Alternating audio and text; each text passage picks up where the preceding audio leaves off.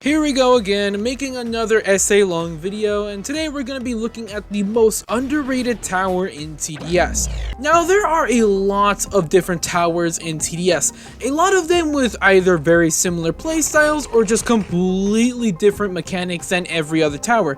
Like, for an example, the helicopter pursuit tower, who just literally flies around the map. Then you've got like the military base, who can literally spawn minions over time without even defending itself. And then you've got a bunch of other very strong towers that completely just change the way of the game and are just the main spotlights of TDS, to where everyone picks them and every single other gamer. So, however, since these special and very strong towers are pretty much in the spotlights 24/7, that leads to a ton of different towers that are not particularly too amazing or, good, just kind of being forgotten and given the name underrated or just completely terrible.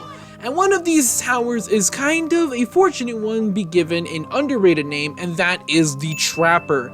The Trapper is quite honestly a tower I completely forgot about. I'll just put my hands up saying that, because quite honestly, the last time I used them was, I believe, making that top 5 worst towers list, which was like a year ago or something like that. And quite honestly, after that, I never really remembered about this man's existence. I didn't even know he had a skin during the Christmas season. That's how much I forgot about this guy. But I've read some comments talking about how he should have been on that list, on that video that I made literally a few days ago. But despite that, I was very confused on why people thought the Trapper should have been on that list, so I decided to try him out, and quite honestly, they are not wrong. Now, one of the things that the Trapper does is, for those who don't know, I guess, which is none of you guys, this man pretty much places down traps on the path for enemies to literally step on. And quite honestly, just at the first level, or not even on the first level, level 0, the spike trap already does a pretty good amount of damage of 10 damage, and I'm pretty sure it can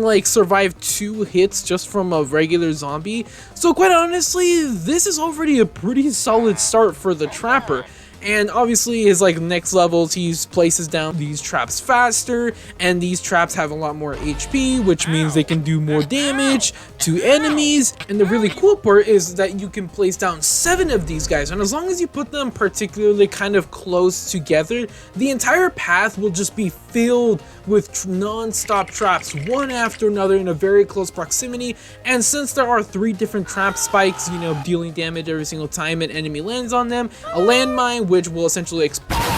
And then we have the bear trap, which will instantly stun and deal 300 damage as soon as an enemy steps on it, which is pretty crazy, not gonna lie. Especially if that enemy is a very beefy enemy with more than 3,000 HP. That kind of leads all of your other towers to just get the chance to just rail that man to death. All of the other traps that also produce some pretty good amount of damage, like for an example, the landmine, which can incinerate a ton of enemies all around with an explosion as well. Then spikes, which just deal more and more damage, and it basically lasts a lot longer. Now, quite honestly, the Trapper is not that bad. One of the things about him that I just don't really like too much is that after the enemy kind of goes out of his range of his traps, then he's just completely useless because he can't really shoot at the enemy nor have a big range. Sure, he does have a pretty smallish range to obviously throw and set up the traps, but obviously after that he doesn't really do a lot, which makes sense on why people don't really pick him, because why would you choose the Trapper when you could choose for an example the Shotgunner, a Brawler, or maybe even better, a Cowboy, with more bigger range, a lot more damage, and of course a lot more reliable than the Trapper. But of course that does not mean the Trapper is anywhere bad-ish, especially when I tested him out in many different game modes like Easy, Intermediate, Molten, and Fallen. And quite honestly, I had some really good success in pretty much all the game modes except Fallen, because it didn't really work out, quite honestly. But I believe that this guy can be successful on Fallen as well, on solo-ish mode. Now, if you're playing with a bunch of other people, I believe that the Trapper will actually also be pretty solid, since, traps your other teammates having other towers to defend, so it'll be some relatively good success as well. The special game modes and of course hardcore, I don't think the Trapper is like, you know,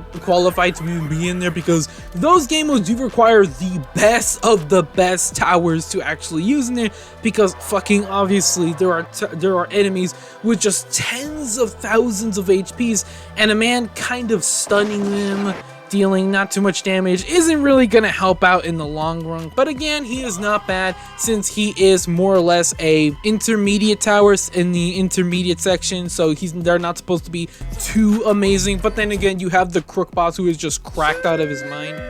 In conclusion, the Trapper is one of the most, or probably even is the most underrated tower in this game, and it's quite surprising because I did not know he was actually kind of pretty solid, especially in today's standards, or at least game mode standards, where it is a bit more difficult than the OG TDS game modes, but he still actually performs quite well to where it is okay and fun to actually use him every now and again.